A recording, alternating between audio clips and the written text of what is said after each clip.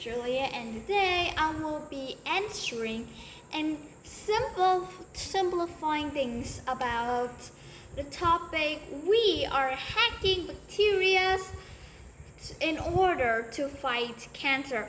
It's kind of like use fire to fight fire, poison to fight poison. Yeah. So the thing is, you use a disease to kill another disease. I will take two examples. The disease you want to kill is cancer. Cancer is a disease caused by cells whose are altered and they cannot kill itself. Kind of like they cannot reproduce or replenish its genes anymore. So yeah, they just kind of like an error code, and it just keeps multiplying and multiplying because of some of the original hosts just die. Some of the original hosts just die. Its copies will grow genetically, kind of like they will just grow and multiply by themselves, or just multiply and by themselves like differently. Some cells evolved or multiplied in a way that makes them weaker. Sometimes it just not change at all, but some or very few cells actually multiply and make them stronger and more adapted to the environment. So yeah, that's the cell you wanted to kill. Now, the second disease is that you injected into your body intentionally to kill the disease you wanted to kill. Yeah. So take for example E. coli. Well, they kind of like just rolls inside a solid tumor, and it's kind of complicated, but they can actually but their DNAs can be actually altered. Like we kind of just like replace some of their DNAs and hack them. We can also trigger some of the things that would disturb or disrupt the cancer's growth.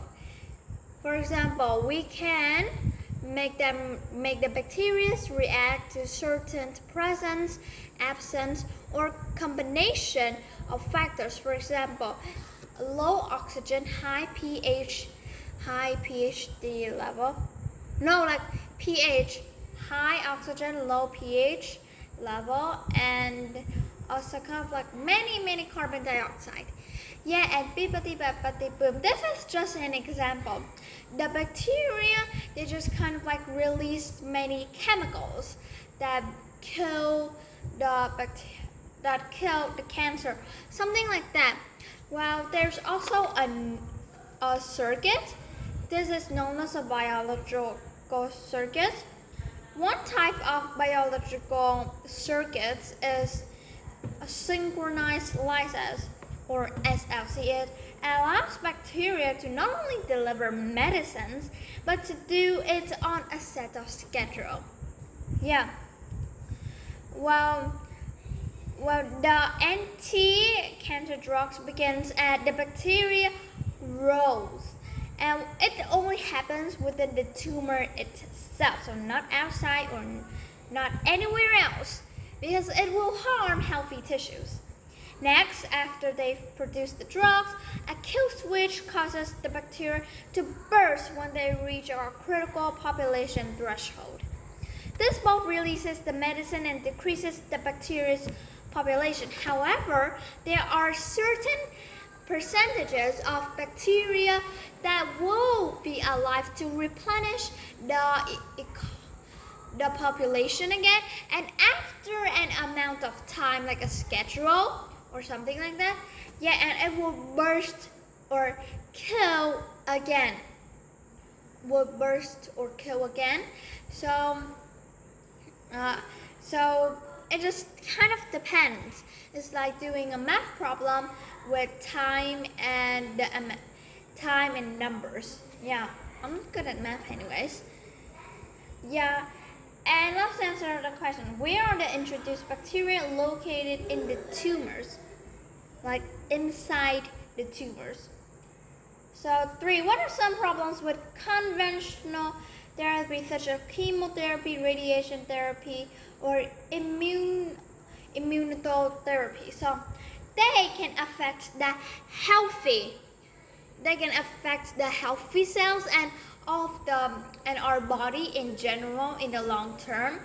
Although that we can have, for example, radiational therapy. It will also destroy this.